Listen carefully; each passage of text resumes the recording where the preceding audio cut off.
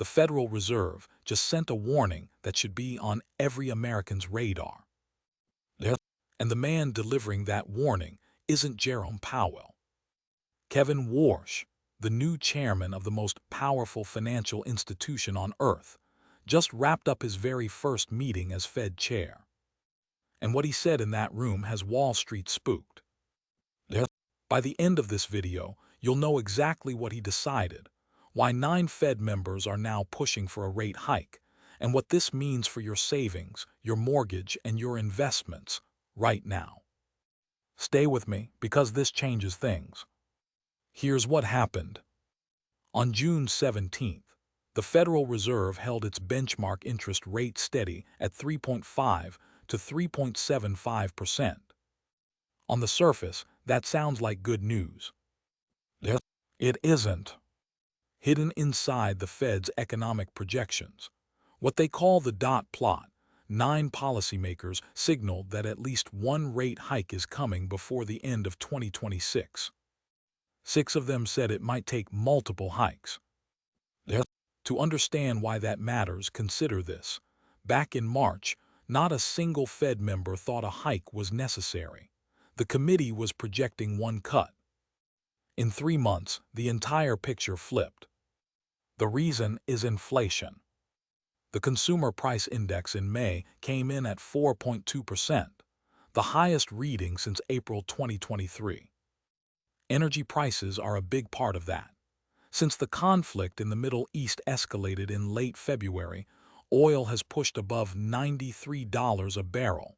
That's hitting gas stations, grocery stores, and every business that moves goods across the country. Warsh, in his first press conference as Fed chair, made his position crystal clear. The commitment to deliver bringing inflation back to 2% is strong, unanimous, and unambiguous. Those are not the words of someone who's going to let inflation run. Now, what does this actually mean for you? If the Fed raises rates later this year, here's what changes immediately. Savings accounts and CDs, good news here. Rates go up, meaning your money earns more. If you have cash sitting in a high-yield account, you benefit. Mortgages, harder news. Mortgage rates are currently hovering around 6.5%. A Fed rate hike pushes that number higher. If you were planning to buy a home this year, every 0.25% increase in rates adds roughly $50 to $75 per month to a $400,000 mortgage payment. Credit cards, the pain you feel immediately. Most credit card rates are variable and tied directly to the federal funds rate. The average credit card APR is already above 20%. A hike pushes that higher. Stock market, stocks fell the day the Fed announcement came out. Investors hate rate hikes. Higher rates mean companies pay more to borrow, earnings projections come down, and valuations compress. The market's reaction on June 17th was swift. Stocks dropped, short-term bonds fell, even gold took a hit. Let me put this in real numbers for you. If you have $50,000 in a typical savings account earning 4.5%, and rates go up 0.5%, you gain roughly $250 more per year. But if you have a $400,000 adjustable rate mortgage, the same hike could cost you $100 to $150 extra per month. The rate environment we're in right now benefits savers and punishes borrowers. Know which side of that line you're on. Wall Street is paying very close attention.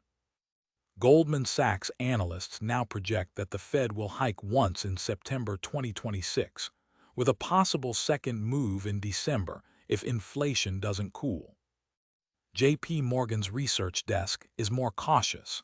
They believe Warsh will wait for more data before pulling the trigger.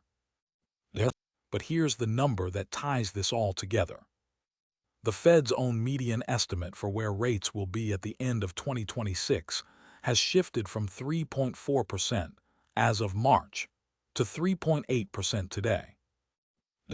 That might sound small, But for a $300,000 adjustable mortgage, that difference is over $700 per year.